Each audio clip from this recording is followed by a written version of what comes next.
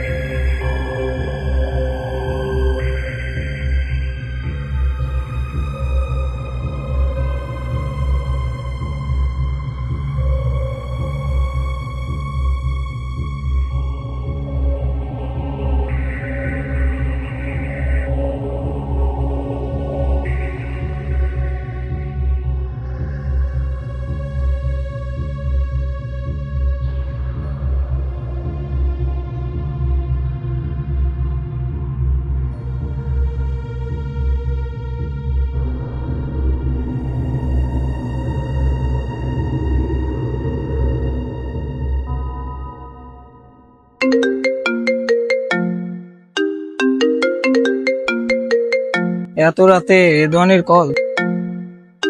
Hello দুর্জয়, hello. আমি মনে হয় পাগল হয়ে যাবো রে। কি হচ্ছে আমার সাথে বুঝতেছি না।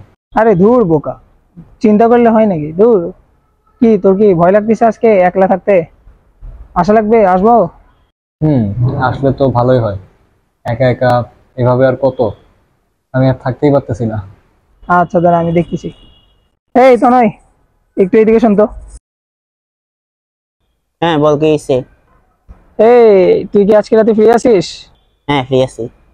তুই রেদওয়ানের বাসায় যাওয়া লাগবে। চল। আচ্ছা ঠিক আছে। এই হ্যালো রেদওয়ান, এই আমি আর তো নয় তোর বাসায় আসতেছি একটু পর। আচ্ছা ঠিক আছে, আয় তাহলে। আয়, দরজা খোলা আছে। কিরে, কি অবস্থা? একটু দেরি হয়ে গেল, বাসায় গেছিলাম এই জন্য চেঞ্জে আসলাম। আচ্ছা, কি সমস্যা কি তোর? কি খুব টেনশন মনে হচ্ছে তোর অনেক?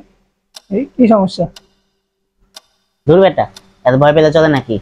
3-7 পর্যন্ত ওয়েট করে দেখি, দেখি কে কি করতে পারে। এ কি, এই অসময়ে আবার কারেন্ট গেল কেন? আচ্ছা তোরা একটু বস, আমি লাইটটা একটু খুঁজে দেখি তো কই আছে। কারেন্টই তো চলে আসলো। এ কি, ওরা কই গেল? দরজাও তো লাগানো। হ্যাঁ, কি করে সম্ভব?